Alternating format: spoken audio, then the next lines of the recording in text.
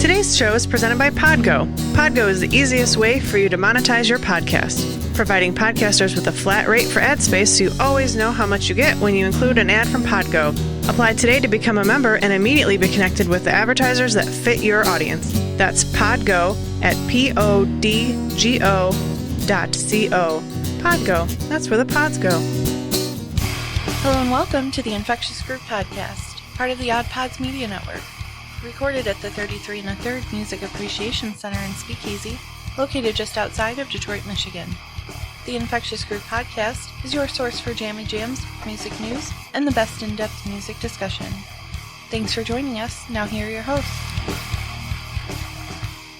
Uh-oh. It's an after Christmas version of the Infectious Groove podcast. Why is that uh-oh? Oh, I don't know. Just because the holiday came and went. It did? Yeah. There were a couple of big birthdays this past week. We were recording this on Saturday, so Jesus had a birthday yesterday. The Jesus? Jesus H. Christ? Yes. Yeah, I'm glad you differentiated for everybody. But somebody had a birthday the day before Jesus' birthday. 2 days before. The day before Jesus' birthday. Christmas Eve. Yeah, Christmas Eve. Kyle had a birthday. He did. Yeah. Which for some reason isn't like a worldwide holiday. I know. I'm trying to get that put in place, but it still hasn't worked. You know what you should do? Get it in the stimulus bill. Right, because it isn't passed yet. As of this recording, it isn't passed yet. So what you need to do is just go in there and just write it in the bottom of one page. I think They'll so. never notice. I think that's how government works, Yeah. right? I haven't watched Schoolhouse Rock in a while, but I feel like that's how it happened. Or call your senator. Oh, is this why people call senators? For Kyle's Call me birthday. Gretch. So if you're on our social media, wish Kyle a happy birthday, because I believe it was a happy birthday. It was. Hooray. It was not as eventful as the last birthday, but it could not be as eventful because of everything that's going on. Yeah, well, we're sure hoping for this birthday to not be followed by a pandemic. Yes. Because the last one was. Yeah. Well, there's another strain, so I don't know, man. Two things happened after we had a ball last year celebrating Kyle's birthday, and two things happened. One, the podcast started a couple weeks later, and then a world pandemic started Yeah. a couple of weeks after that. So I'm kind of hoping that the podcast continues, but not so much the pandemic. Agreed. I don't know. That's the plan, at least. Michelle, what can you do to help us with those things? Both the podcast continuing and no pandemic. Nothing. Sweet. I can tell everyone to lick door handles and... I don't think you're supposed to do that. I'm not totally up on this, but I don't think you're supposed to do that. Oh, wait. Don't lick the door handles. Got it. Right. Got it. Wear your mask. Yep. Yeah, there you go. Yeah. Wash your hands. So this post-Jesus and Kyle birthday episode is one of two that we have left in season 2 for everybody. The topic that we're going to have this week, I think, is kind of a fun one. It's artists or songs that you've changed your mind about. And we try and keep things pretty positive on the show. Like, I don't think we've ever felt the need to dunk on an artist just because, that's not for Creed. me. So that, no, well, yeah, but Creed is always the exception for me. Like, I give myself a worldwide Creed pass. Like, I'm always going to be negative about Creed all the time. Kyle showed me a video yesterday, just like some video of like somebody doing something, and it was like opening Christmas presents, and I'm like, is that Creed on in the background? And he was like, yeah, but like the thing though. And I was like, no. Yeah, I can't enjoy No. this. Yep. No. That's how I am with them. Like they suck the enjoyment out of any given moment for me. So anyways, having said that, we do have like some artists that like you loved when they first came out, and then later on, not so much. Or I have the greater majority of mine are ones that when they first came out, I was like, absolutely not. And then they grew on me for one reason or another. So anyways, that's going to be our main topic in a little bit. And then we do have a little bit from last week to share as far as things that we heard back from on a couple of different platforms, actually. So here we go. Feedback, Joe. Don't worry about that. Right. Where's rock and roll be without feedback? So the first piece of feedback we got from last week, and I actually said this mid-show when I brought up the Beatles note, like the one note that starts a Beatles song, and then I could not remember for the life of me if it was Help or A Hard Day's Night, and you couldn't remember either. And in the episode, I was like, people are going to yell at us about this. I'm pretty sure I voted for Hard Day's Night. Yeah, and you were right. Yes, wait. I'm sorry. One more time. I'm sorry. There seems to be a problem with my microphone. It won't let me repeat things. I need you to speak up. I'm hard of hearing. Where's my? No, you're right. All right. So, but it is A Hard Day's Night, and I could tell when our usual listeners listened to the episode last week because I would get an immediate, how did you not know this? Or there was a comment on pretty sure we got it on Instagram, Facebook, and Twitter, and I received texts about it. So it is, in fact, phone calls, emails, there's a letter in the mail. Yeah, and as predicted, like every person that did it, it wasn't just a nice like, oh wow, I can't believe you didn't. It was like, what is wrong with you? And I was like, idiots. I don't know. Kyle asks me that every day. What's wrong with you? What's wrong with you? Yeah, I do actually. And Kyle, if you want to update us real quick, have you figured that out? No. I'm still searching. Yeah. All right. Well, maybe that's why you're into his music as you are. Like you're trying to like really look for those answers. We got a very nice compliment from our friends and fellow Odd Pods Media Network show From the Middle. They listened to our Arnell Pineda interview and said that they want to nominate us for the Rock and Roll Hall of Fame based on the awesome interviews that we do, which I thought was cool. And we got a lot of good feedback on that interview. A lot of people said the same thing we did. Like, he just comes off as so like nice and warm and everything. And it was really, really cool thing for us. So wait, I have a sidebar. Oh boy. So if we were in the Rock and Roll Hall of Fame, what would your piece of memorabilia be? Oh boy. In the museum. Oh, like, I don't know, probably a hoodie, any number of hoodies that I wore. I feel like it's the Third Man one. I'm like the most nondescript, like as you know, the whole time you've known me, it's a band t-shirt and jeans. Yeah. They're pretty much about 22 out of every 24-hour cycle I'm wearing a band t-shirt and jeans. So and then in the winter months a hoodie. So I feel like I could retire a hoodie and put it in there. What would it be for you? Does it have to be clothes? I don't know. No, Maybe there's it's all my sorts flute. of memorabilia.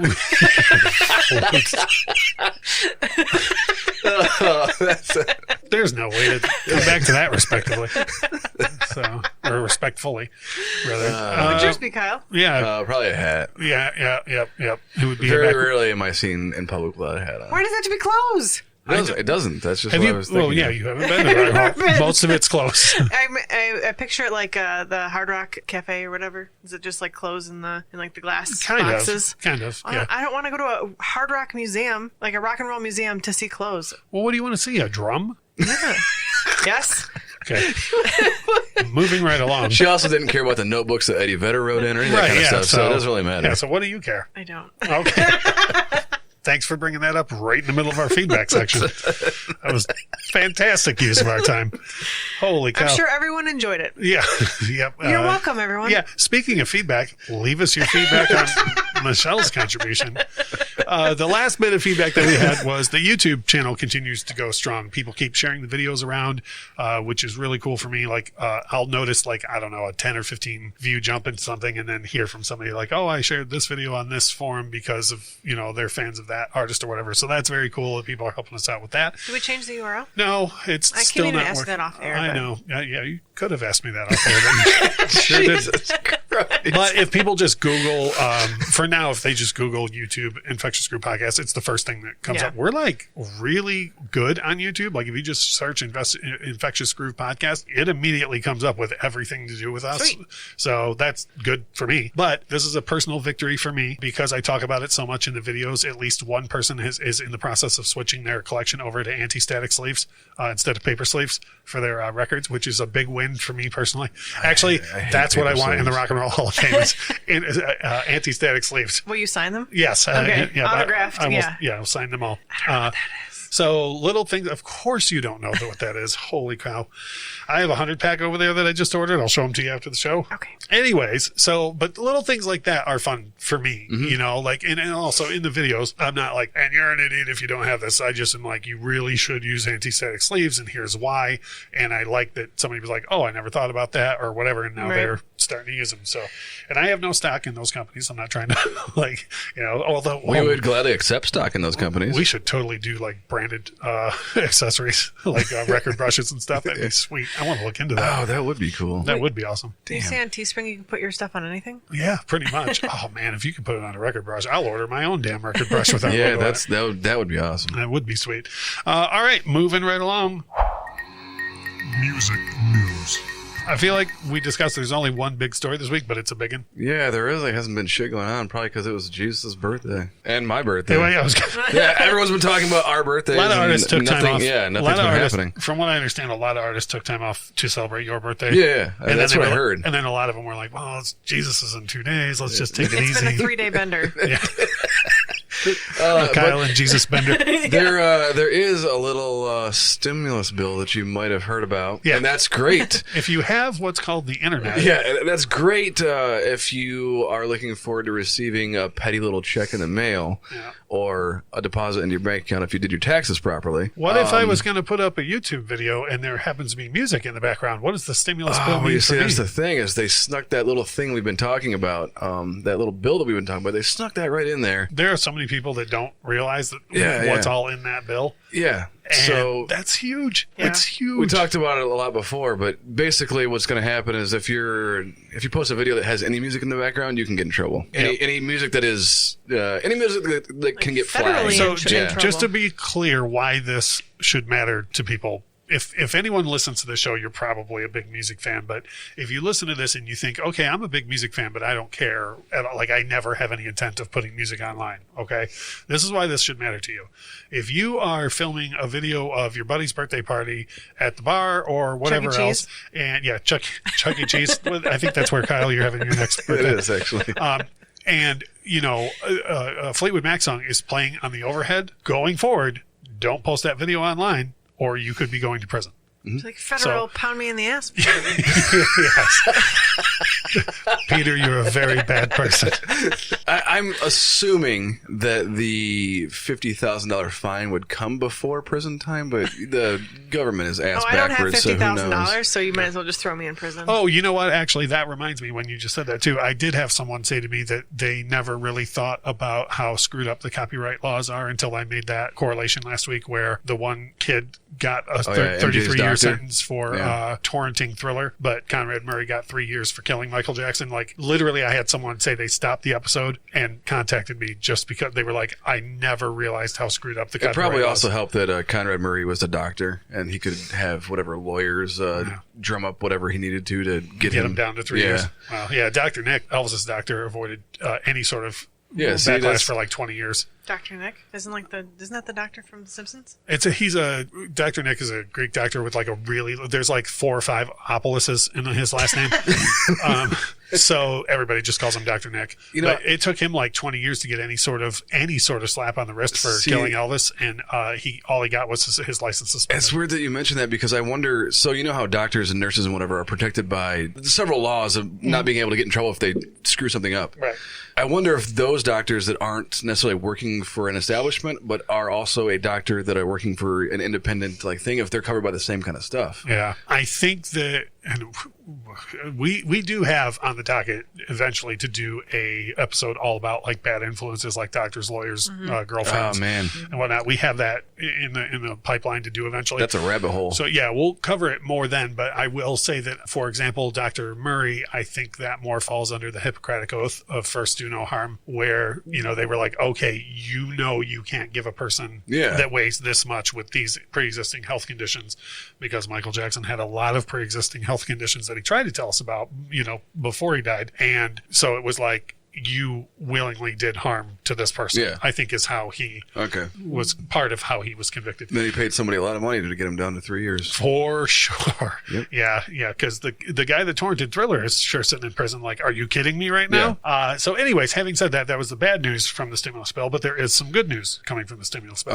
We're all getting money. Well, no. I'm just kidding. Well, we're all getting a couple of dollars. Oh, yeah. We're all getting some pennies. Some what do they call those, shekels out of there? What are you talking That must about? have cost you quite a few doubloons.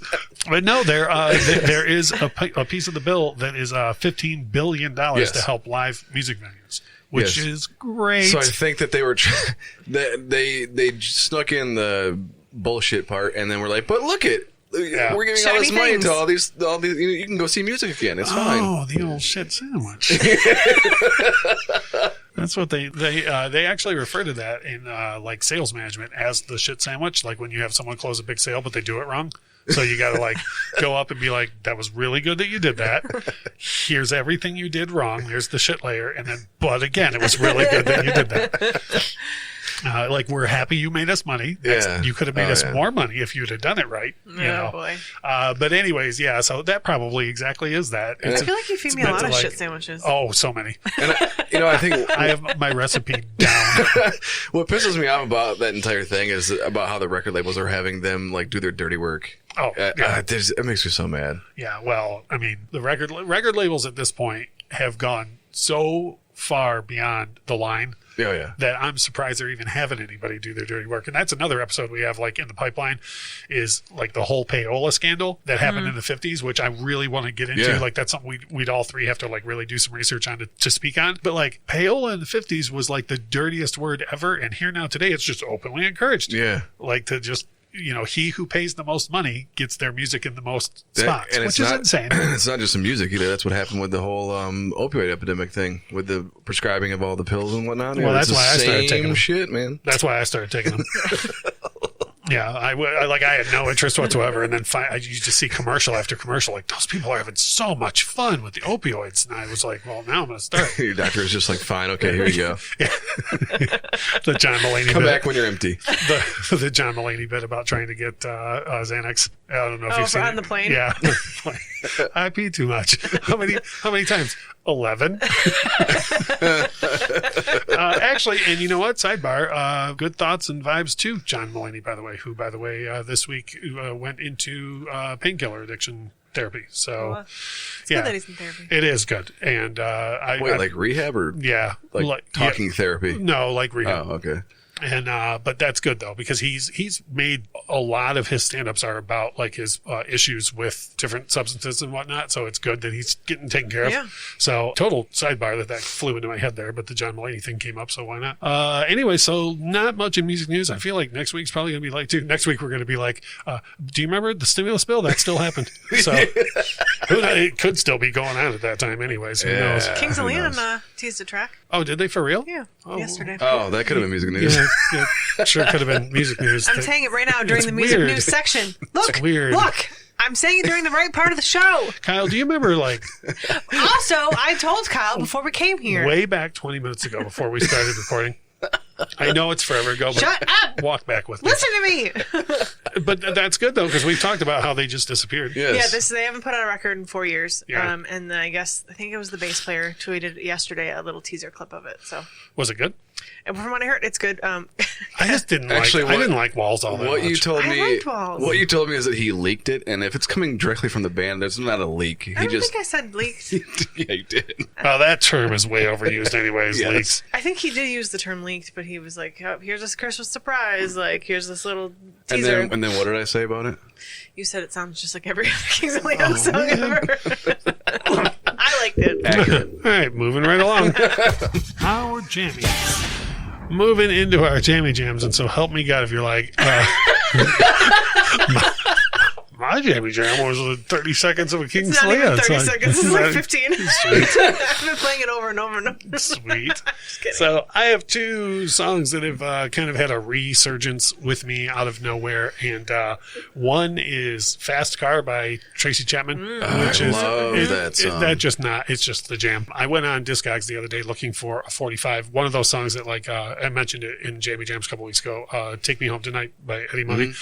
And whenever I go buy 45s from Discogs, because it's like $5 or $6 to ship one, and you pay like $1.50 or $2 for the record, I always look in the seller's stuff to see what else they have, you know? So I found a guy that had "Take Me Home Tonight," and I went into his, and like, couldn't click on it fast enough. He had "Fast Car," the 45, and I went, yes. So I threw that in my cart, and that's one of those songs, man, that just, it tells such a story. Yeah. And when you're listening to it, you can just see everything happening in it. And I What don't does care. she do anymore? I don't even know what she's up to lately. I mean, she had a huge hit in the mid-90s as well. Fast Car? No, Give Me One Reason. Oh, yeah. And she's living happily off of the money from both those songs. Probably. Yeah. But that's just one of those songs that as soon as the guitar starts on that song, you're just like, like that, I would call that like a room quieter. Yep. Like if we're doing music night and there's like, 10, 15 people all talking at full volume, as soon as that starts, like a lot of people are going to grab a cup of Shut the Fuck Up and listen to that song. Accurate. And then the other song, and this is like by an artist everyone loves, but no one ever thinks of this song. And if you guys don't know this song, you really should look into it. Is Bruce Springsteen has this song called "Brilliant Disguise." That was okay. So it was no. A lot of people don't know this song. So I don't either, but she was very quick to be like, no. You'll like it because obviously it'll be on the playlist, and you usually listen to most of the playlist. Yeah. Well, except for his bullshit. But. Yeah, right. Yeah. But you'll dig it when you hear it. So. It's off the album Tunnel of Love, which came right after Born in the USA. And Born in the USA was like monster. I've heard of that. Right, yeah, of course. And so, but like every song that was released as a single off Born in the USA is just like a rockin' jam. Glory Days, Born in the USA, I'm on Fire, like all of them are just big jams, right? And then the record after it, Tunnel of Love, because he was going through a divorce, it's like the most subdued record ever. Like it is, Bruce Springsteen is not in a party mood on this album at all. And so it didn't do anywhere near the same numbers that Born in the USA did because it's just a completely different thing. But the lead single was this song called Brilliant Disguise. And it's a guy who's real mad about his divorce writing a song about how both of them lied to each other for a really long time. It's really, really, really good song. And if I put it on right now, even with Springsteen's voice, if I hadn't told you who it was, you might even be like, who the hell is this? Like, cause it's that different than what years later, he had that huge hit with, Streets of Philadelphia. And that's kind of the same type of song. So now you might be able to pick it out, but like, judging by the look on your face, you couldn't pick out Streets of Philadelphia. Sing it. Sweet. Well, I'll put that on the playlist as well. Streets of Philadelphia, because that's a jam. So anyways, those two songs are like big storytelling songs. Like when you hear Brilliant Disguise by Springsteen, you go through the journey with him. You're like, man, you two sucked for each other. Like you were not a good idea at all. So those were mine. Kyle, what have your jammy jams been? Did you hear that there was 15 seconds of a new song by Kings of Leon? I did hear that. It sounds just like all the other music, which is weird. Any chance that's your jammy jam this week? Nope. Stop stealing my songs! I would love it if Michelle could bring it up in every segment. For the first time in a long time, I actually have like certain songs that I've been listening to multiple times over and over. It's usually albums. It's not full albums this time. I'm excited about this. Though I happened upon, and I might be late to the party here, but Francis and the Lights. Okay. Then if you're late to the party, then I'm coming after you. Depending on who's listening, it could be Francis and the Lights. I'm not really sure. But like Boniver. Yes. Like Boniver? Just like Boniver. Yeah, Boniver, the one guy that was on the Taylor Swift record. So I think I may have killed Michelle. I think I, honest to God, may have killed her. Oh man. Okay. So Kyle, go on. Change approved. Francis and what? Francis and the Lights. Okay. And from what I assume that there's lights somewhere, but all that you ever see is one dude singing. So I don't know. We're going to get into like season 6, and Kyle's going to be like, "So there's just one guy, and I didn't look up the phonetic goddamn spelling." I do not know if there's more than one person that sings. It sounds his all birthday and his just social like security number and his mother maiden name. What kind of music is it? So I had Michelle listen to a lot of the album, one of the albums that they have, and she seemed less than enthused. Oh, well, that's new. But it's much of what I like about Kanye West's newer stuff and like Frank Ocean's newer stuff, and it's maybe like James Blake-ish. Okay. Only because he has done a lot of work with Kanye West too, so they're all kind of like run together. Mm-hmm.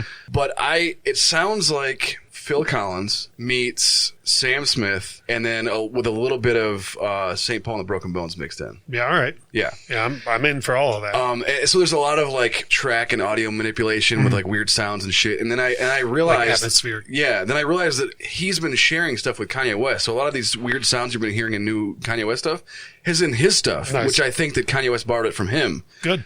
Either way, good by me. The specific song that I want everyone to go and listen to is You Still Take Me to the Light. And you'll hear somebody whose vocals you'll probably recognize on that song, but they're not listed as being on the song at all. Oh, okay. But when you hear it, you should know who it is, hopefully. Oh, boy. Well, don't look at her when you say that. Oh, he already told me. I I already yeah. had to hear this all yesterday. I'm this the is one who will know who it This is. is my second time hearing this. Solid. I'm pretty sure I went through this entire spiel yesterday with her, but Solid. yes. Oh, don't worry. I was cooking, so I was totally paying attention. Trying to take the rest of your thumb off. I was trying, yes. So, You should have included that in music news. That's just world news. Right. I encourage everyone to go and just search for Francis and the Lights on Preferred on music Spotify, platform. yeah, whatever music platform you use. They have a lot of quite a bit of music. Just They or him. yeah, Right. Whatever. So- that was the one specific song I listened to from them. And then there's also "Warm Animal" by Sure Sure. Okay. Or One word, 2 word? it's two separate words. Okay. Sure, or it could be sure, could be sure. You know, Is it like sure as in like, okay, it's sure. S-U-R-E. Okay. Yeah. Sure. Twice. Is it one word? No, Okay. it's two separate words. Was there one particular track? Yeah, it's called "Warm Animal." Oh, that's right. Okay. Yep. And then there is, what was the other one? There's a song called "Mile High" by James Blake. It's featuring Travis Scott and Metro Boomin. And it's okay. not the kind of Travis Scott song that you think you're going to end up listening to. Okay. It's very, very James Blake-ish. I'm okay with that. Yeah, it's awesome. Sweet. So, Words can't describe how excited I am that you have specific tracks. Yes. I'm so excited. That's new. Do you know who's even more excited? Oh. Me. Why is that? Because I don't have to ask him every week. Say, okay, you listen to these six albums. Can you pick one song off of each? I did also play another song for you. This is not one of my jammy jams, but I discovered that Big Pun and Fat Joe did a cover of Deep Cover, and holy shit. It's called Twins, but it's just Big Pun and Fat Joe like rapping their ass off over the Deep Cover beat. That's right. Oh my god. Nice. It's old and I had no idea that it even existed, which is crazy. How about that? Michelle didn't seem excited in any way, She shape, or wasn't form. excited when I played it for her either. Well, He's just going for a second you time around. can lead a horse to water. You know what I mean? So, Michelle, Jesus had a birthday this last week, but not even that is nearly as big as you sharing your jammy jams with everyone. So, will you give everyone a second holiday miracle? We have It's a treat for your ears. We have the Immaculate Conception followed by Michelle's Jammy Jams, which I think is in the Bible. Yes. I think, yeah. It's So the book of Michelle. right, Jesus Christ. Share your Jammy Jams. Bestow them onto us. I really only have one this week. The Mumford & Sons did a live, Like online concert? the Delta Tour. They yeah, released the EP I told you about. Yes. Did you go pick it up? Kyle got it for me for Christmas. Did you go to Dearborn Music? No, I pre-ordered this thing when it first got announced that it was released, and then you had mentioned it on last week's episode. I was like, "Shut up! Don't you say anything." He's like, And then you didn't say anything else about it. I was like, "Okay, good." And, then it came, and she was surprised. And he tried to kill you with his eyes if you missed it. Anyways, I was surprised. ping, ping.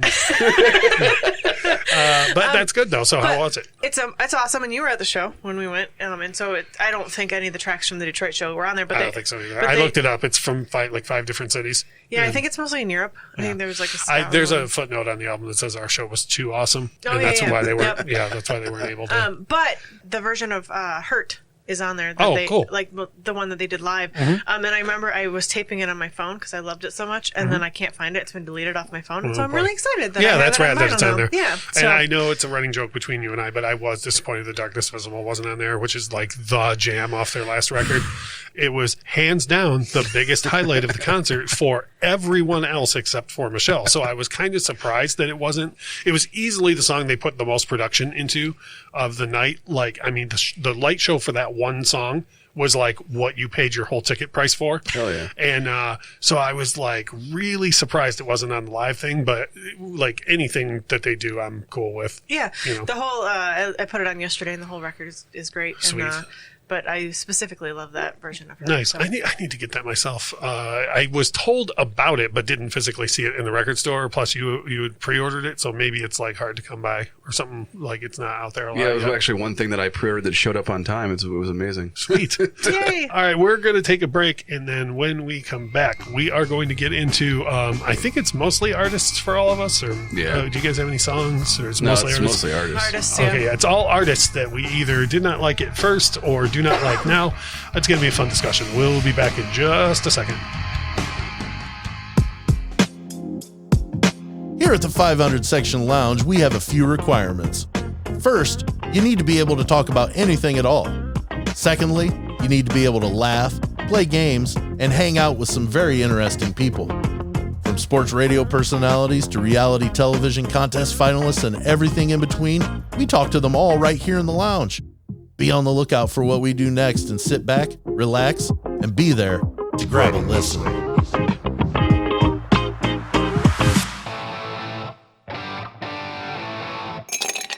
Hello, I am Christy. And I'm Leighton. And together we are a new podcast on whiskey tasting called Married Mash, where we discuss life, family, and pretty much anything. Yep, and Leighton brings a new whiskey for me to try. Will we clink it? Or will we sink it? Check us out on iTunes, Spotify, or wherever you find your podcasts. Follow us on Facebook and Twitter. And remember, always drink responsibly. Indeed.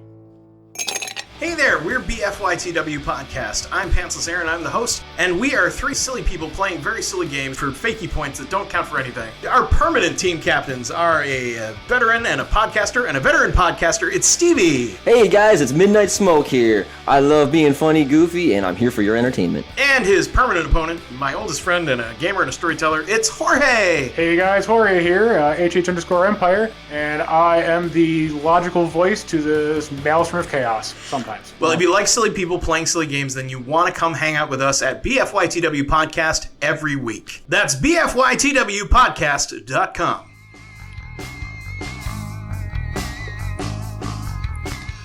We're back and going to get into it in a minute, but I feel like I always should inform everybody.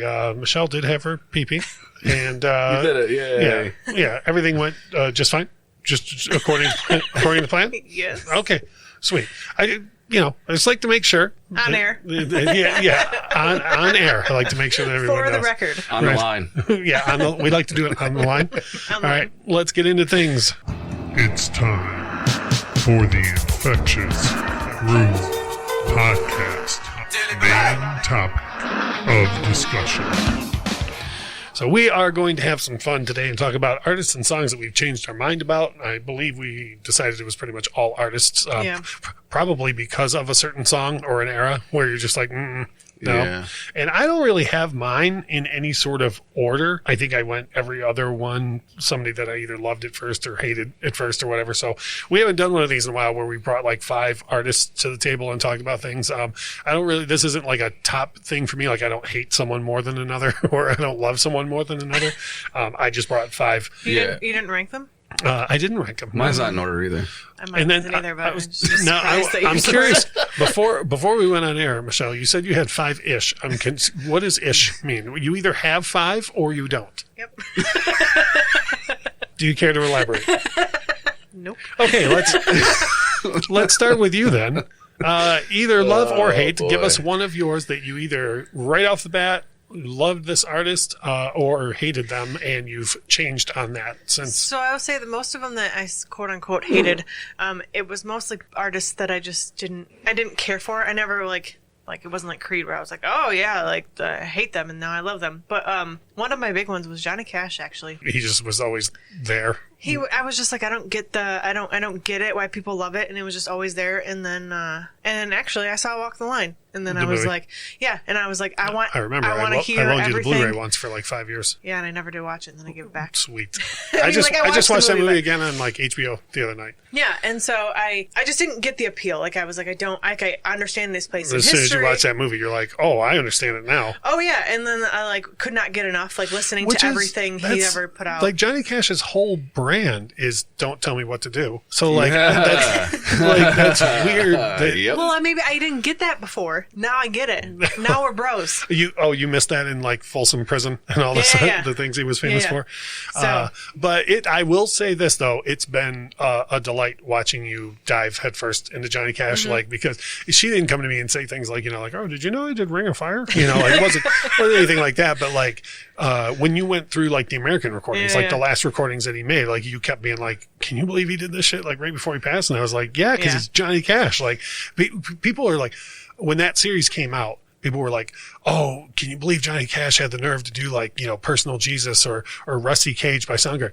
Yeah, because he's Johnny Cash and he doesn't give a fuck. And he's dying. Yeah, and I'm also glad that you dug more into it because he's very much one of those artists where you just see some asshole wearing a Cash shirt around and you're like, you don't even listen to Johnny Cash or even know who he is for that matter. So it's very, very much, if you go to Hot Topic right now or whatever, they'll have Johnny Cash t-shirts up on the wall. So it's like... Russ and I used to have matching Johnny Cash t-shirts. Johnny Cash t-shirts we got from Target. Yep, that we both bought from Target. Yeah, see, so some 12-year-old goes and buys that shirt from Target and they have no idea who Johnny Cash even is. I try to be a recovering music snob. Yeah. That's the one thing I can't get over, man, is the t-shirt thing. Like if I see somebody on purpose trying to be like ironic in a Britney Spears shirt or whatever else, I'm always like, that Britney Spears is great though, right? Yeah. Like the joke is not, and also you gave her $20 to make that joke.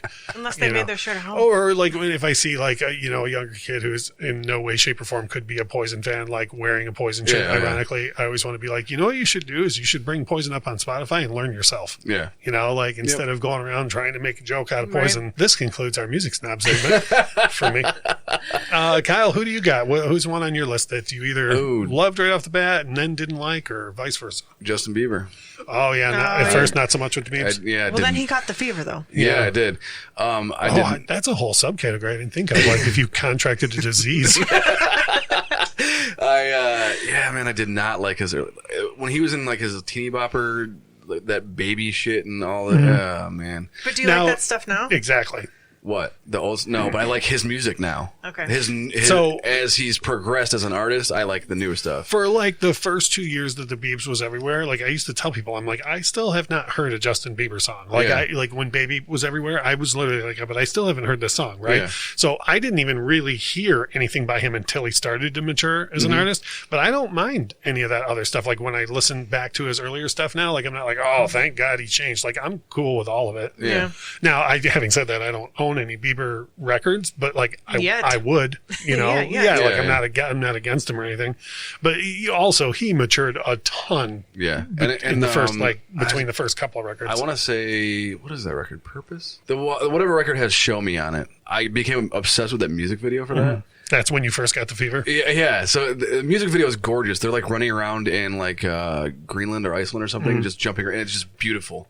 And it's just him running around and singing and whatever. But that's when I started to dive more into or wanting to listen to more stuff that he was putting out. But you never went back though. I've heard all the stuff that he's put out beforehand, but I can't. I just like the mature him, not the little YouTube star him. There's nothing wrong with that. Yeah. The first one I have, I strongly favor her later material, but I love the original stuff that when I first started, I was like, no. And my first one, hands down, is Madonna. When Madonna first came out on that first record, I was just like, not up in here. Like it was not appealing to me at all. And it doesn't really have anything to do with what I was into at the time. At the time that Madonna debuted, I was listening to Michael Jackson and Prince, but I was also listening to like Culture Club and Thompson Twins and like everything that was poppy too. So it wasn't like she was just way outside my wheelhouse, But there was some about it. And then when the second record came out, it blew up, and I respect the living hell out. Like Nile Rodgers is on that, and everybody in the world is on that record and made a pop masterpiece. But like when Material Girl came out, I was just like, can we be done with this woman? Like, please, can we be done with her? Like, I just do not understand. In many ways, I know it's easy to make the correlation, but at the time, she was very much like Lady Gaga, where she opened the very first Video Music Awards rolling around on stage in a wedding dress singing like a virgin. And I was just like, not talent though. Like that's it, you know what I mean? Like you're just doing that to get people to talk about, like, you put the microphone up your skirt. Oh, what a badass. Doesn't make it a good song. Right. Somewhere around True Blue, which was very soon after that, I started to be like, well, wait a minute. Maybe because like Papa Don't Preach, Live to Tell, songs like that. I was like, well, okay, maybe, same thing with Bieber. Like, okay, maybe there's more to this than just Lucky Star or Material Girl. And then really, like, when Like a Prayer came out and she did the whole Blind Ambition thing, I was like, okay, there's way more to this than just the rolling around on stage. Like, she's got an artistic point here. I went to a show at the Palace where literally the Oakland County Sheriffs were outside waiting to see if she was going to do her rendition of Like a Prayer or not, because it was against the laws of Oakland County to perform the song the way she was performing it. In a wedding dress? It was way worse than there's the movie Madonna Truth or Dare. I don't know if you've ever seen it. It's a tour movie of the Blind Ambition tour, and it's way worse than Rolling Around. That was one of those things from an artistic standpoint where walking into the palace and physically seeing the Oakland County Sheriff's there to arrest the artist on stage if she does this particular act was like, oh. Was she sacrificing a baby? Like, I don't. No, you can go on YouTube and see it. What's YouTube? Just Madonna Blind Ambition, Like a Prayer. Okay. And again, I want to be clear though, I wasn't like, oh, that's awesome, she's being all sexual. It was like the point behind it. Right. And then all through the 90s, everything she did up until including the album music, I was just like, yes, like everything she did. I was like, look at her. Like, again, more like being artist first and then the music supports the artist. Mm-hmm. Right. Yeah. She's someone that is just there for me. Like, all right, well, maybe you should watch Truth or Dare. I don't hate her at all. It might have the walk the line effect. Oh, okay. You never know. But yeah, and then in recent years, I think she's done a lot of the I'm doing this just to do this. Mm-hmm. Could be my perspective. I don't know. But I also think it falls in line with I haven't liked a lot of her recent material. And I think it's because a lot of what she does in public, I take as doing it just to get people talking. Right. Like, for example, Lady Gaga, my favorite record of hers in the past 10 years is Joanne. And that's the one that she wasn't out in public being like, hey, look at me. And then the music was much better than what she was doing. So that makes sense. That's my first one. Michelle, who else you got? I'm so curious about 5-ish, but we'll get there. We're only on 2 right now. John Mayer. Oh yeah. I mean, man, you hated Mayer. Mayer wasn't just there for you. I bought John Mayer's second record back when her and I were working together. Yeah. I bought it Room for Squares? No, a second record. We're going to have another moment where people are going to yell at us. No, Room for Squares is the first one. Oh, I thought that was the second one. It's Bigger Than My Body was the single off the second record. Oh man, I feel so dumb. While you're talking, I'll look it up. Okay. But I bought his second record for Zach's mom at the time. And she was physically mad that I bought the album for someone else. And at the time I was like, I don't even John Mayer. I'm buying this for someone who does John Mayer. Cause Zach's mom used to see him in, college coffee houses before he was big. He used to be just the guy in the corner where you're like, will you shut the, that was John Mayer was like that dude. And so I was like, oh, his next record's out. So I actually got it for her a week before it came out. And Michelle was physically mad that I was buying this. I very much agree with you on that. His later stuff is so much better than when he first released music. I can remember when Room for Squares came out, and it was just everywhere on the radio, and I was like, I don't get it. What am I missing? I remember hoping that he went the hell away. Yeah. And he went the hell in a different direction, and that's where I think Heavier Things. There you go. That was the second record. And I don't know where Continuum is in the line of records, but that was the one that I heard at the next point in my life where I was like, oh, okay, I'll give you a chance at this point. And then I definitely don't love all of it. Room for Squares is just not for me. Still don't like it. Yeah. And I see with the Madonna stuff, I don't adore her first 2 records now either. I'm not just the light was switched and now I love all Madonna. I just don't like those 2 records still. And I remember you've been to John Mayer shows and we were friends and I was just like, no, I'm gonna stay home though. Did you go to the one? I've never seen John Mayer. Okay, because I've seen at least 3 or 4 John Mayer shows, and the first 2 that I saw were Where the Light Is Good. You've seen at least parts of that film. Mm-hmm. Okay, they were that good. And then I went with some friends of Michelle's to the third one, and it was one of not the worst John Mayer show, one of the worst concerts I've ever seen in my whole life. And the whole time I just kept being like, sorry guys, he was great before.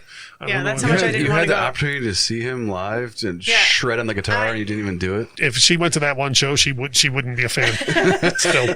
So it was a blessing in disguise. Yeah, it was a terrible show. So but let me put it this way. Vultures, I think, is one of the best songs John Mayer's ever written. He did it second that night and it made me almost want to leave. He did it so bad.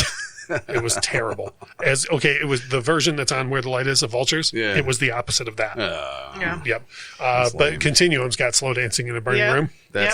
And I think I said when you brought that song up recently, that song will make a John Mayer fan out of anybody. Oh, absolutely. Yeah. And there's probably only a handful of actual John Mayer tracks that I'm like, yes. I don't think there's a whole record. But enough to call it from...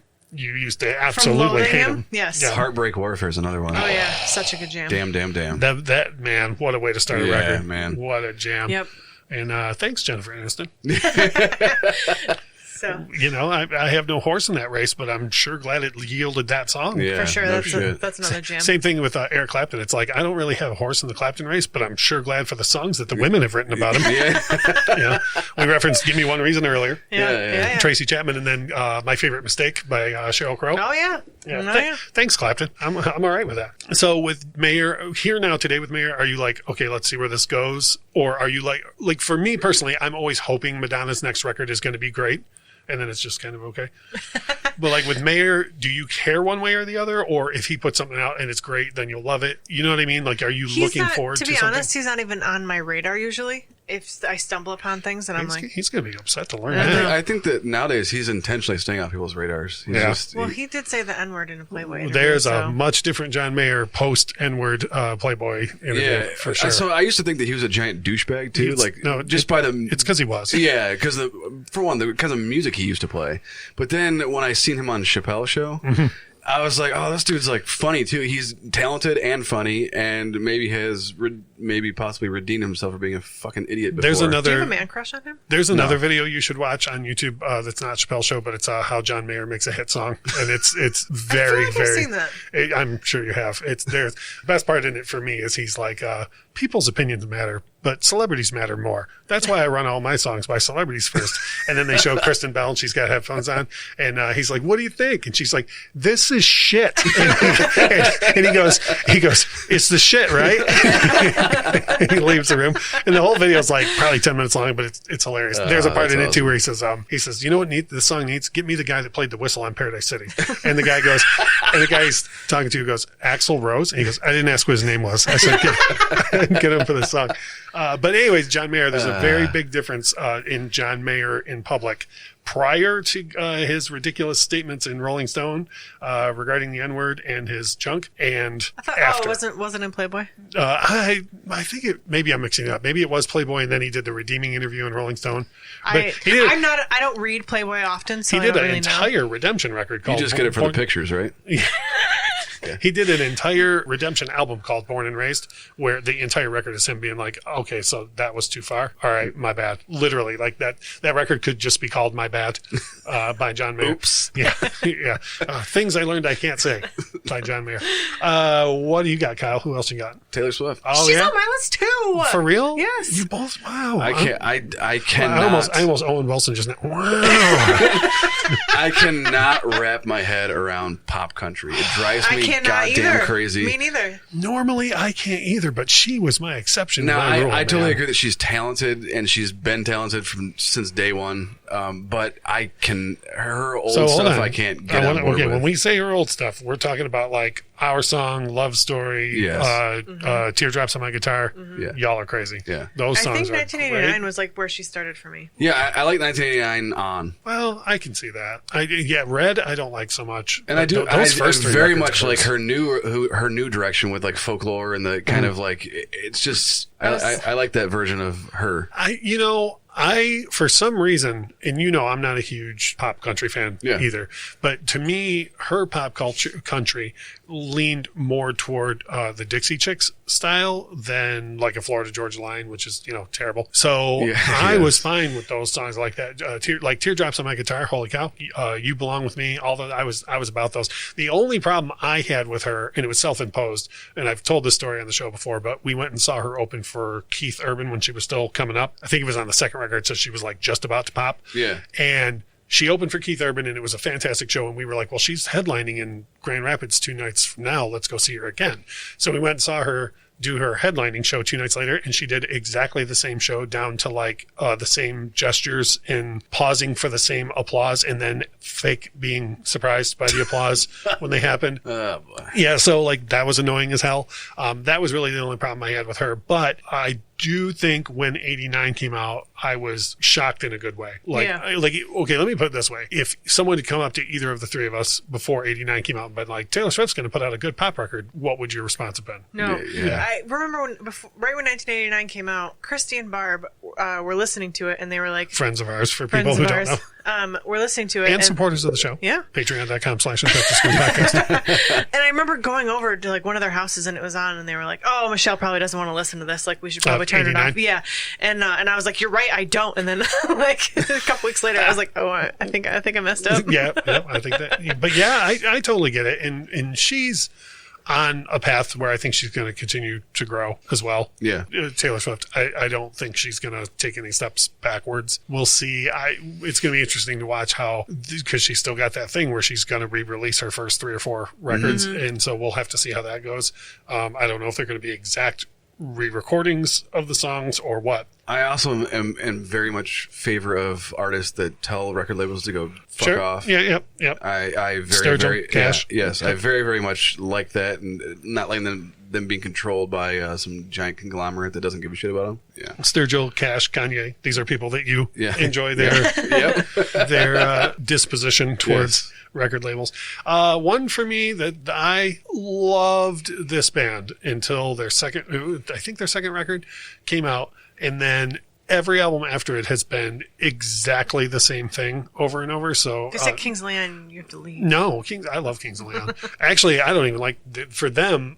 They were just there for me until like the 3rd album came out. Come around Sundown, I feel like. Yeah.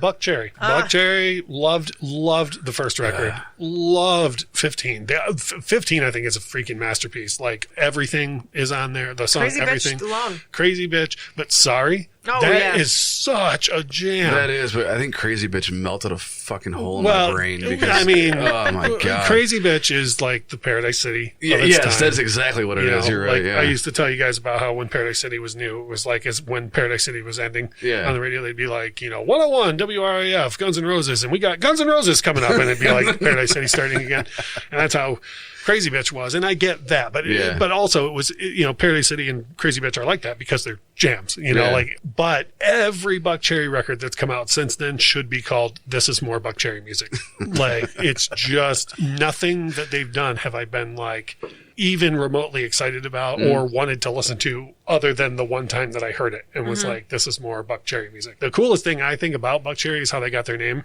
Do you have any idea what this is the coolest thing in the world? And it's so obvious until when you hear it, you'll be like, oh, that's I feel like you might have told me this before, like Music Night or something, but I don't remember. It's Chuck Berry reversed. So it's all they did was reverse Chuck Berry. How high do you have to be? Oh, so high. I don't know if you've ever seen Buck Cherry live, but Josh Todd gets real high. It's a very common thing now with musicians. To be high? Well, yes. It's a new thing. Drugs are still very prevalent in the music industry, but so is reversing someone's actual name. Could you imagine if the Beatles had heard of drugs? I just recently saw the clip of Dewey Cox when they were like, "No, Dewey, you don't want any of this." What's his name? Well, that's through the whole movie. Well, it's when what is his name? Don? Is it Tim Meadows? Yes, Tim Meadows, and he's like, "Well, does it give you a hangover?" And he was like, "No." Yeah, you don't want none of this, Dewey Cox. I think I want it. I think I want it. My favorite part in that movie is at the end, the temptation. Oh, the temptation, and then he walks in the hallway, and they're like, "Well, I guess," and he's like, "The Temptations." That is like one of the only spoof movies that like I could just watch over and over and over and over again. Like it is funny. And Pam Beasley's Pam Beasley, isn't it? Yeah, she's wonderful in it too. She's hilarious. So, anyways, that's my deal. Buck Cherry is one of them. Who else you got, Michelle? I have. We're getting so close to 5-ish. Yeah. Well, Kyle and I shared one. I was not on the Coheed train. I'm still not. Go on. Agreed. Coheed for me is one song. Yeah. Which is, you know the name of it. You can do this. I can't do it. Welcome Home. Yes. Oh, I'm so close. Yep. You were so close, having not said any syllables. At all. But Coheed, so not so much. What turned you on to Coheed? So when I was in high school, I had a whole bunch of friends that were just like, yeah, you got to listen to Coheed. And they would like get the decals and put them on the back of their car. And I was like, what is this? Like, I don't understand. Like, his voice is annoying. And I really don't know. Because you don't like Rush either. I don't like Rush either. And I don't know where the line was. Like, I don't know if they just literally drilled it into my brain. Like, they just played it over and over and over and over again. Can I play a Rush record or two for you? Like, let's see if this works in other aspects. You're picking Rush out of all the things. Like, you're not going to pick Pink Floyd. No, I feel Pink Floyd's a lost cause with you at this point. He gave up already. But I'm just because I can't think of his name. The guy from Coheed, Claudio, sounds exactly like Geddy Lee. Whether he likes it or not, by the way, douchebag. I know he gets real mad when you say that. Yeah, well, stop sounding exactly like Geddy Lee, and we'll stop saying it. But I feel like if you eventually got Coheed, like there's room for Rush to make it in the door. I do know I saw them live at Warped Tour one year, and they did a signing, and I like waited in line and like got some stuff signed by them, and they were like super cool and nice. And were you like, I used to not even like you guys? I think I got threatened by my friend who I was there with to not say that. Sweet. I don't know if I've ever shared this story on the show before, but I flat out told Blind Melon that I didn't think they were going to be live, be good live. I think you have, but yes, on it's total accident. The short version is I got more or less forced, like, nobody will take this ticket, like, you got to go. And I was like, I do not want to see Blind Melon live. And then they were freaking amazing live, and it wasn't even a meet and greet. We happened to run into them behind the State Theater. We were on our way to the car, they were on their way to their bus, and my buddy started falling all over them about how great they were. And then a small crowd gathered of people that were like, holy crap, that's Blind Melon. And then right in the middle of all the compliments, I was like, you guys were way better than I thought you were going to be. And you're never going to believe this, but they didn't think it was the world's greatest compliment. So they should have just accepted the compliment. I totally meant it in a good way, though. And they totally know that that's how you meant it, right? Because they know you personally. Mm-hmm. Right. Yeah, absolutely. So Coheed somewhere along the line, and then you're all about everything they've done? No, it's mostly, I don't even know. At this point, looking back, it might even just be nostalgia. Like maybe that there's the couple of, like the first couple of records might just remind me of being in high school and like and positive memories. Like I don't know what, and I wish I knew what the switch was, but I can very clearly remember being like, this is horse shit. Please turn it off. Like, I don't like it. Please stop doing this to my ears. Yes. Kyle, who else you got? Kanye West.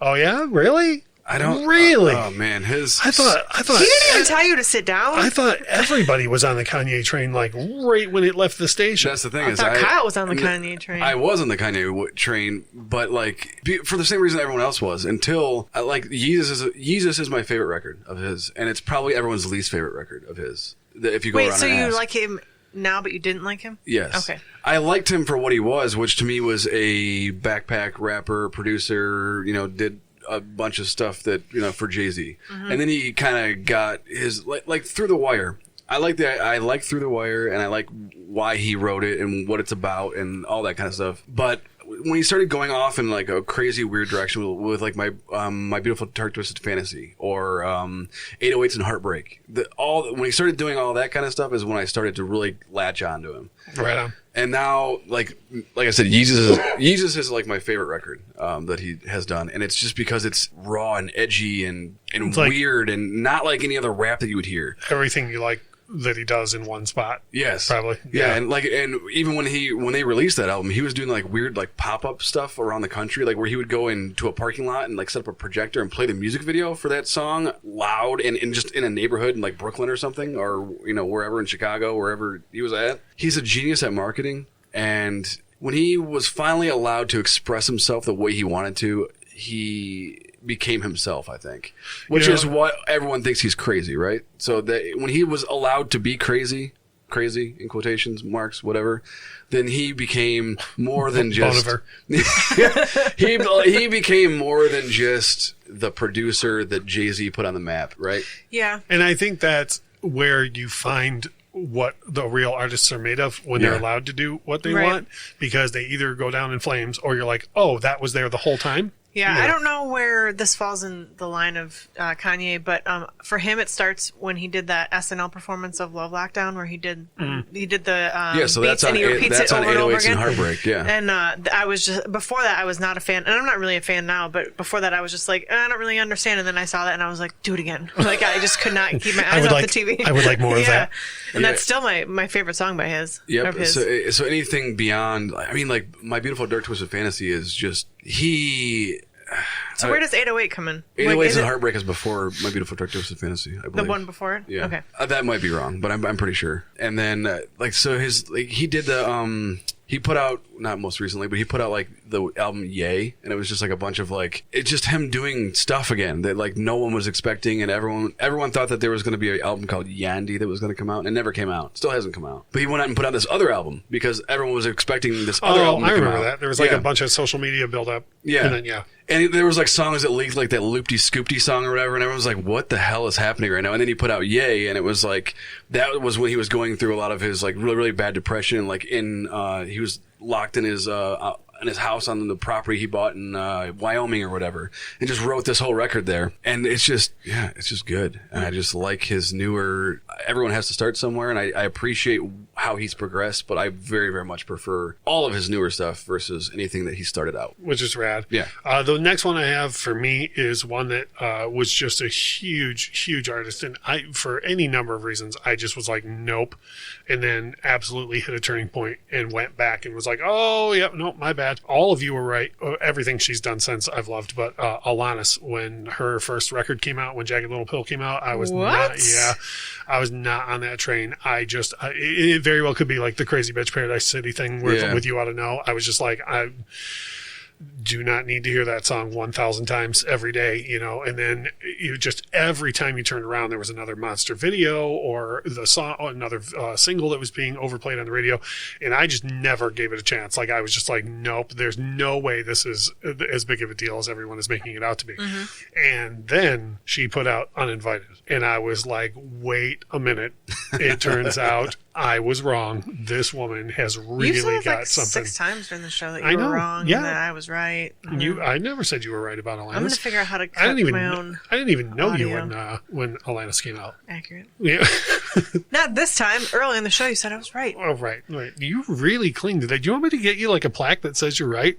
Because you really seem to cling to it. Yes. Okay, fantastic. So, anyways, when Alanis put out the track Uninvited, which was not even from an album, it was for the movie City of Angels, I was just blown away. Like, I was like, this woman is way deeper than I thought. So I went back and I listened to Jagged Little Pill, and I think it helps that Jagged Little Pill starts with I know that song. All I Really Want. There you go. The fact that Jagged Little Pill starts with such a jam that is, it's like you said about Kanye, it's like everything she does right in one song. Yeah. And it's just such a jam. And so I listened to the rest of that record and was just like, yes, okay, I get this now. And really, she hasn't done anything ever since that I've been like, oh, no, I don't, she's got a lot of really deep lyrics that people don't even think about. Like a couple of weeks ago, I had in my Jammy Jams, Everything. And that song is so good and it's so deep. And it's one of her later cuts when, she doesn't sell a bajillion copies of everything now, but she was amazing. So I've got 2 more after that. And I wonder where either of you fall on either of these. But Michelle, where are we at? Are we closing in on 5-ish? This should be number 4, right? No, it should be, you stole my Taylor Swift. Oh. Was that going to be 5-ish? No. Oh, well, the mystery remains. So what do you got next? The Chicks. Oh, yeah? Yeah. Not at all when like Wide Open Spaces was a big deal? Not you at all? This is another one. This came out when I was probably in elementary school or middle school. I remember it being a really popular CD that all my friends had. Well, probably Wide Open Spaces? Yes. Yeah. And I remember them like getting together and like doing choreographed dance routines to these songs. And I was just like, what are you guys talking about? This isn't good music. While you were in middle school, I was at the karaoke bar.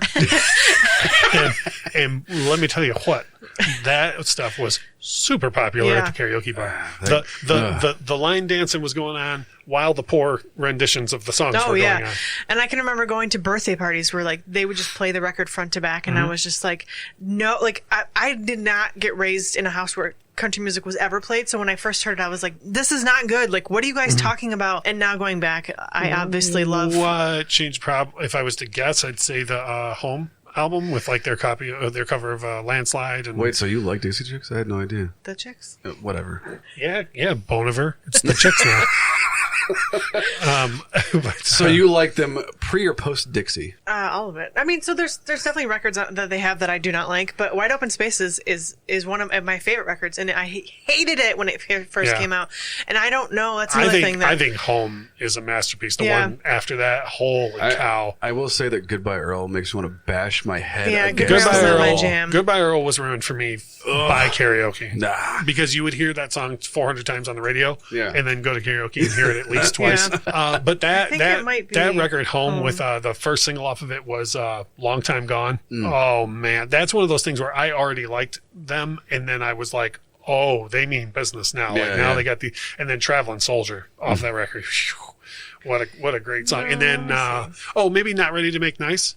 That's it. Yeah. Well, the song where they were like, "Don't tell me what to do." That's the one where I picked up. I picked it back up with them. Like I kind of came back and I was like, "Oh yeah, Wide Open Space isn't so bad." And then when Not Ready to Make Nice came on, I was just like, "Yep, please." I feel like this is the first one of yours where you went back and ended up liking everything. Sure. I mean, not everything, but there's some stuff the greater on there. majority. Yeah. Where I like in that the Wide Open Spaces till this day is still my favorite record of theirs. Yeah. But I have vivid memories of hating everyone who liked that record when I was a kid. Do you have any apologies you'd like to hand out? Nope. No. Yeah. I'm not ready to make nice. Zing. Kyle, who's up next for you? Kid Rock. Wait, what? I'm sorry, what now? Hold on. We might have a chair open on the show. Please tell me that this is, you did like him. Yes. And that, okay. Yeah. I very, very much used to be a Kid Rock fan. That was a close call I there. almost had to get a new baby daddy. She was going to take it a whole extra step. Holy cow. There's one song in particular that I could still listen to right now, and it makes me want to like go kick down the fucking wall. It's American Badass. Yeah. American Badass. And I very, very much, like I told you, I'm attracted to people that give zero fucks and don't care what anybody else thinks. That wise with me. And we're not doing the Valentine's episode right now. It's a month and a half away. So I had several of his records when I was younger, and then I realized as I got older that he is an idiot. So here's my thing with Kid Rock. So, nicely. and I'm being very sincere when I say this. Here's my thing with Kid Rock, and it's probably similar to what you feel about him. So I'd heard, being from Detroit, I'd heard all the pre-Devil Without a Cause stuff. So most of our listeners are probably outside of Detroit, and for them, he starts with Devil Without a Cause, which is a good record. Yeah. That's a great record. And Forever is okay, the second one. Mm-hmm. But Forever is where I started to realize that like all Kid Rock songs are going to be the following: a list of who he hangs out with, what he drinks, and how you can't tell him what to do. That's and true. like, and by the way, like, cool. Like, that's cool for you, but like for me, I don't need to hear that over and over and over and over, right? And then he also, and I, at the risk of offending people, I think playing the Patriot card, I'm offended by that. Yeah. And I get that a lot of people are like, they really want those patriotic songs.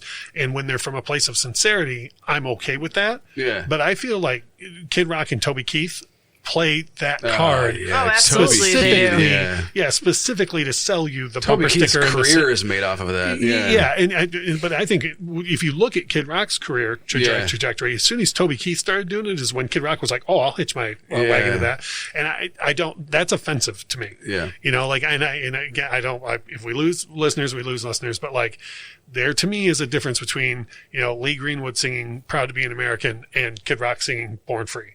Because the one song was done from a place of sincerity, and the other was like, oh, Toby Keith's making money off the troops. And but that's just my opinion. That's how I feel about him. But between those two things, I was just like, okay, I think I'm done here with Kid Rock. I totally agree with you, and I don't like American Badass because it's called American Badass. I just the song itself, even if he never even said that, because it's a very much a super American song. Oh yeah, but I don't like it for that reason. It literally was just like if I needed to go work out or something, like I could put that on and I would be 10 miles in before I knew it. Like for sure. Like one of those kind of songs. And it's based off that Slick Metallica sample too. Yeah, he did rip that off. Well, no. We covered that. Never mind. Yeah, well, it's not exactly. I mean, if you sample something, I don't think you're exactly ripping it off.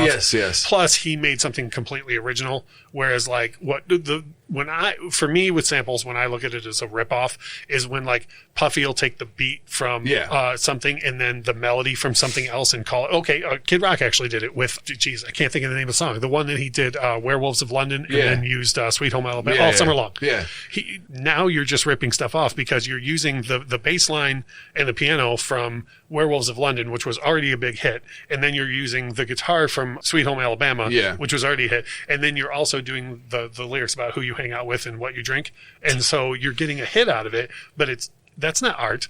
Yeah, he did. So he did rework the Metallica riff. Yeah, but it wasn't. That's more original than All Summer Long. Yes, totally. And but that is, I want to say that's probably the main reason I like that song is because it hits you right in the fucking face. So we might end up putting this on the playlist, but there's how there's 3 tiers to every genre, like the people that come busting through the door, and then there's like the mainstream one, and then there's like the third stringers that get signed. Okay, so there's a third string hair metal band called Tuff. Tuff. Oh boy! And they put out a song right after Kid Rock did called American Hair Band. and it's exactly the same song. It's like a Weird Al type thing, but he's listing off like all the great hair bands that should make a comeback. It's fantastic. We'll put it on the playlist. It's wonderful. That's awesome. I also think what's weird about Kid Rock is that he very much came onto the scene as like this other white rapper that existed besides Eminem, and then they didn't get along, and because they were both two white rappers from Detroit, and then he went into being like, well, I'm this super American hillbilly rocker that like, and then I just brag about who I hang out with because constantly. that's what would sell. And then he made shitty beer. For me, I think the best song Kid Rock's ever going to write is Picture, followed closely by Cowboy. I think those are the best two songs that he's ever gonna. Not Bow to Bow? Nope, I don't like that much. And if I ever hear Bull God again, it'll be too soon. Yeah, you're right. Yeah, just not a fan. But his music is so from point A to point B to where he's gotten, and I hope that he just lives in retirement now and doesn't put out any more music. Well, he pulled his restaurant out of Little Caesars because they were mean to me. I thought he got kicked out of there. I don't think that's the legal reason. The next one I have, I'm going to glaze over pretty quick, but is the band Phish, Phish.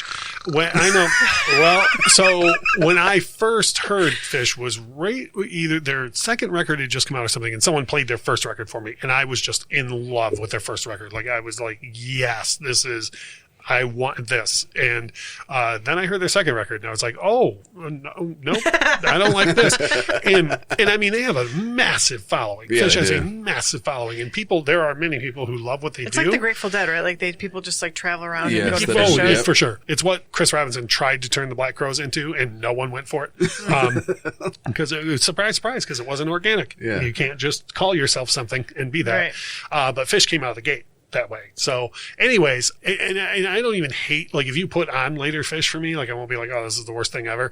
But that first record, I thought like this is the start of a beautiful relationship. Like for 30 years, Phish and I are going to be best friends. And then it only took their second record for me to be like, you're just okay for me. Yes. So who else you got? We have to be approaching 5-ish. This is the 5-ish. Okay. El King. Oh yeah. So that show did a lot in a bad way. It ruined me. Mm-hmm. I really love her first record.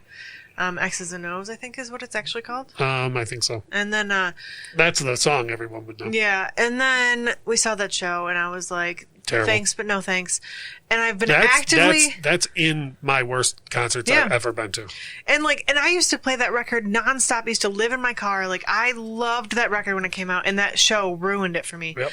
And I've been actively avoiding her, like, in me real too. life. Just, like, not... When she's on the radio or whatever, I'm like, no, I don't... You're actively avoiding her, like, when you see her out getting groceries. Well, for me, and I know you're the same way, live music is a huge part of your connection to the artist. Yes. And my thing is, if she puts out an amazing album again, I'm going to want to go see her again, and then I'm going to get there and be real mad that I'm seeing her again. So she has a new single. Why was it such a shitty show? Oh God. I'll tell you off air. Okay. It's just too long of a story to even. But it's everything that I tell you about it, you'll just be like, "Yep, that was right." Let me put it this way. So me, Michelle, and Julius were at the show. Mm-hmm. A friend of ours, Julius, here in Detroit, and we went into the show, and all of us updated our Facebook. Like literally every year when this comes up on our Facebook memories, I laugh my ass off. Next week. So we all went into it, and all of us updated our Facebook and was like, first concert of the year, hooray. And like 90 minutes later, Julius's Facebook status is like, well, there's always the rest of the year. Like that's how bad. Yeah. And I laugh every time it comes up on the memories. That's unfortunate. So, well, the next half of this is that she put out a new single called The Let Go, and it came up on my Spotify under new releases. And without even realizing it, I was like, ooh, this is a good song. And then I was like, shit, I've been avoiding this bitch. Like, and it's stuck in my head all the time. Yeah. And I want to hate it, but I don't. And so this is like my ish. So like, I like her studio stuff, but she's shitty live. Yeah. And then like, but I still want to listen to her. And my thing is, a lot of what we saw at the show that made it bad was very new artist childish maneuvers. Yeah. So maybe she'll grow out of it. Yeah. So there's hope. Let's hope she makes it from That is how they get you. Let's hope she makes it from an ish to a full on yes. You know? Let's hope the next record's awesome, and then we can have live concerts again, and then we go see her, and then she'll redeem herself. What if that's the first show we have to go see? Have to. Kyle, who else do you got? Is this our last one? That was my last one. This is number 5 right now. All right. I feel like I'm opening old wounds here, but Metallica. I like all of their old stuff. And I do not like them now. Oh, not for me. That's between you, you and no, other I people. know. My thing, like, I don't. No, Metallica, not between you and I. For me, since Reload, yeah, because I mean, Load and Reload are technically two different records. Since Reload, they've been just there for me. Yes. Like, I don't hate them at all. Like, I owned both of those records growing up, Load and Reload, and then once I realized that they were just going to continuously try to be like the old Metallica that I liked, but now they're old and not the old Metallica. People argue with me about this, but Death Magnetic and Hardwired sound to me like four guys that sat down and are like, we're going to sound like the first two records on purpose. And I don't want that. Like, I don't want people to sit down and be like, at the risk of going way off on this, Pink Floyd has the first record after Roger Waters left. It sounds like the three of them sat down and on purpose were like, let's try and make music Roger would make. Yeah. Well, no. Don't do that. And then they only put one other record out without him, but they didn't do that. They just made the music that the three of them would make. And it's one of the best Pink Floyd records that there is, Roger or no.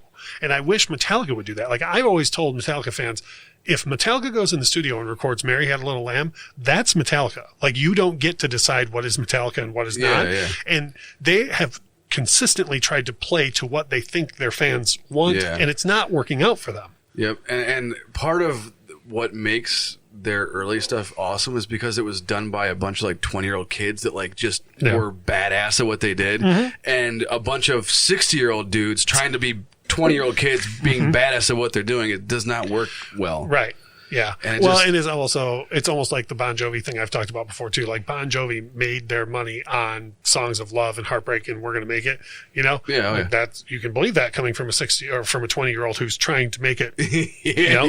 But you get a 60-year-old who's sitting in his mansion still writing songs about like, We're Gonna Make It. Like, no, you done made it. Like, it's You're not, there. Yeah. It's not coming as, you're like, do you see your view and how that's different from everyone else's? Right. Like, when you look out of your mansion over Los Angeles, like, stop writing songs about how we're going to make it, because you done made it. And it seems like every few years Metallica will just put out, like, I was very excited about S&M too, but like, it's just all of the good stuff that they did. It's a cash cow live. Yeah. And it's, I mean, I haven't even listened to that one yet, but I mean, S&M 1, it sounds fantastic, but it's just their older stuff that everyone likes. Yeah. Okay, cool. Yeah. It's this side of repackaging another greatest hits record. Yeah. To be like, hey, remember this? You should buy that again. And I think a lot of it now is because they don't like each other, like to work with each other in the studio and stuff. They just fight and shit. But like, either way, they're just not my jam anymore. And I mean, they still got the goods live. You know, they can still do a great show. Oh, yeah. Like, I would go see them. Yeah, all day I would long. go see them live for sure. But I'm not going to be in any hurry to buy Right. another record. I know I have friends who love Death Magnetic, and it's funny because the friends that I have that love Death Magnetic don't love Hardwired, but the ones that love Hardwired don't love Death Magnetic, and to me it all sounds exactly the same. Yeah. Shoe shop. Yeah, right. Yep. That's how Michelle feels about Metallica. So are we down to, is mine the last one? Yeah. Oh boy. I saved this for last because I'm pretty sure most people are going to be like, how did you not like this band at one time? But when Stone Temple Pilots first launched, nope, not for me at all. And part of it was like the Alanis thing, where I was just like, there's no way this band is, how are they everywhere? You know, there's no way there. And then also, unfortunately, this was at a time where I was still pretty impressionable with like what music press thought about things. And they were quickly written off by music press as just being Pearl Jam also rans. You know, like, we're just like, this is just kind of another version of Pearl Jam. Yeah. And I strongly bought into that. And then their second record completely changed my STP world. Like, I was just like, wait a minute. Like, as much as I love Pearl Jam, they couldn't put that record together on their best day. Like, that second record of STPs is a freaking masterpiece. And unfortunately, Weiland's gone now. So, you know, I know they tried a couple of reboots. It's never going to be the same. No. But all the stuff that they put out until Weiland passed is all fantastic. Yeah. You know, and to your credit, what you were saying about like artists that go outside the lines, the more Weiland colored outside the lines, the better STP got. Yep. You know, and that's why, and I don't dislike the first record at all, but that second record is Weiland being like, okay, we sound like Pearl Jam, do we? Yeah. Like, okay, you know, and like really go, and then the third record's even further. And I think there's one, it's either their fourth or fifth record, but that's what they needed was they needed him to do that because if that didn't happen, then they might have ended up being another Pearl Jam. Being just, yeah. And now, in my defense, the first song I heard off of their first record was Creep, so which is very similar to a Pearl Jam sound. And so I didn't give the rest of the first record. Now I go back and I'm like, Dead and Bloated's one of the ultimate openers to any album ever by anybody. So I go back now, but like STP now is one of those things where like, if you would have told me when they first came out, like, hey, they're going to have a fairly short career and you're going to be sad when they're gone, I would have been like, you're insane, and now I'm sad that they're gone. And again, I don't want to get into the arguments about, because you're going to get STP fans, but they're still around. Like, no, really, they're not. Sorry. I just don't. It's just not the same. And I get the DeLeo brothers are a huge part of STP. I understand that. I'm not saying, just like Chains. I'm not saying Lane was the whole draw, but like Lane was a lot of the draw. Yeah. Same thing with STP. Like Scott Weiland was far from the only thing in STP, but he was a big part of why they were the way they were. I agree. So that was a fun discussion about the 5-ish things. Mm-hmm. Yeah. And also, we've turned in a long one. There's a ton more too that I can, like, I was going through like all those like crazy like heavy metal bands that I used to listen to like back in the day. I don't really give two shits nowadays to even go back and listen to any of it. And also, because we'll revisit this again, because this is a fun topic. Hopefully everybody has fun listening to it. When we revisit it too, one thing is, I wonder if a lot of the ones you're talking about, like if they're still active. Yeah. Because like one I could have included was Warrant. Like when Warrant first came out, I was like, yep, they're just Warrant. And then I love their later stuff, but like now they really aren't a thing anymore, since, again, same thing as Weiland without Janie Lane. Right.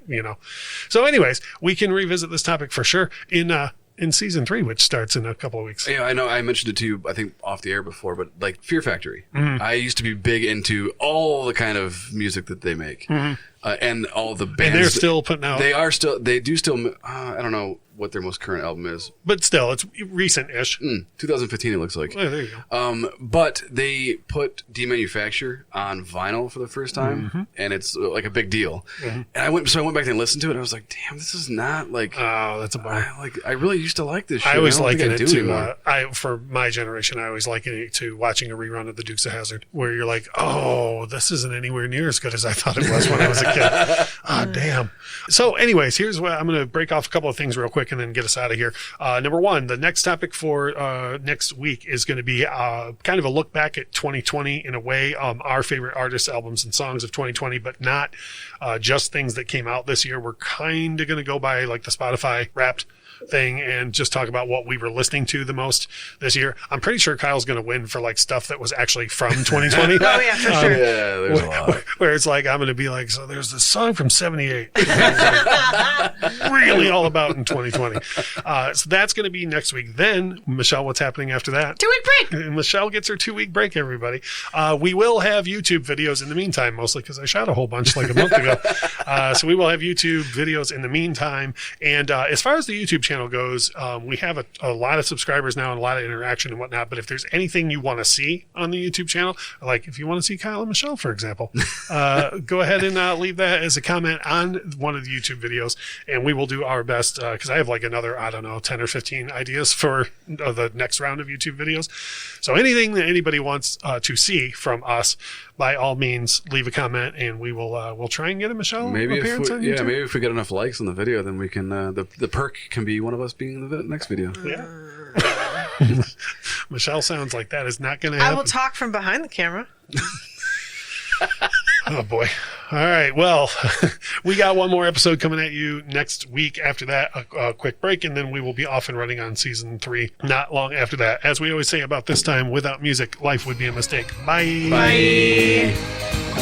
The Infectious Groove podcast is hosted by Russ Robinson, Kyle Wimple, and Michelle Kosalecki. Produced and edited by Russ Robinson. Intro and outro music composed by Chris Kimmel. Opening credits read by Stacey Robinson. Recorded with a Rode Podcaster Pro and Rode Pod mics.